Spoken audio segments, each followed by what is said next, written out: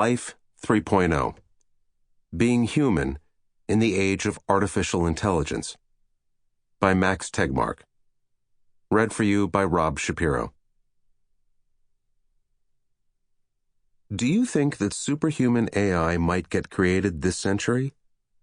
If no, please pause listening, skip this section, and jump straight to the beginning of Chapter 1. Otherwise, please keep listening. Prelude. The Tale of the Omega Team. The Omega Team was the soul of the company. Whereas the rest of the enterprise brought in the money to keep things going by various commercial applications of narrow AI, the Omega Team pushed ahead in their quest for what had always been the CEO's dream: building general artificial intelligence. Most other employees viewed the Omegas, as they affectionately called them, as a bunch of pie-in-the-sky dreamers, perpetually decades away from their goal. They happily indulged them, however, because they liked the prestige that the cutting-edge work of the Omegas gave their company, and they also appreciated the improved algorithms that the Omegas occasionally gave them. What they didn't realize was that the Omegas had carefully crafted their image to hide a secret. They were extremely close to pulling off the most audacious plan in human history. Their charismatic CEO had handpicked them not only for being brilliant researchers, but also for ambition, idealism, and a strong commitment to helping humanity. He reminded them that their plan was extremely dangerous, and that if powerful governments found out, they would do virtually anything, including kidnapping, to shut them down or, preferably, to steal their code. But they were all in, 100%, for much the same reason that many of the world's top physicists joined the Manhattan Project to develop nuclear weapons. They were convinced that if they didn't do it first, someone less idealistic would. The AI they had built, nicknamed Prometheus, kept getting more capable.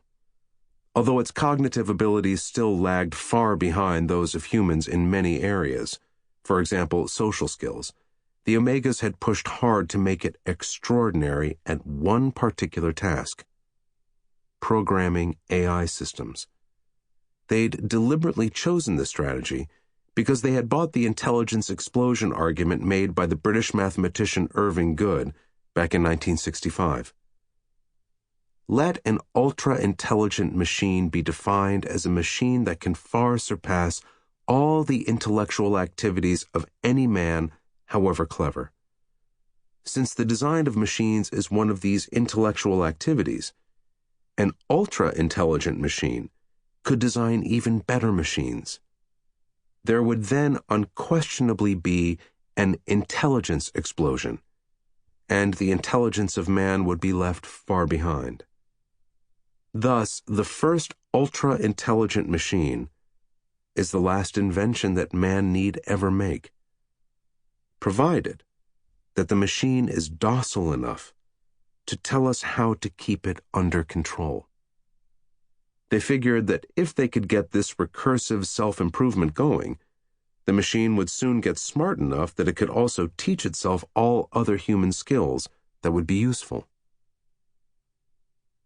The First Millions. It was 9 o'clock on a Friday morning when they decided to launch. Prometheus was humming away in its custom-built computer cluster, which resided in long rows of racks in a vast, access-controlled, air-conditioned room. For security reasons, it was completely disconnected from the internet, but it contained a local copy of much of the web: Wikipedia, the Library of Congress, Twitter, a selection from YouTube, much of Facebook, etc., to use as its training data to learn from. For simplicity, I've assumed today's economy and technology in this story, even though most researchers guess that human-level general AI is at least decades away. Sample complete. Ready to continue?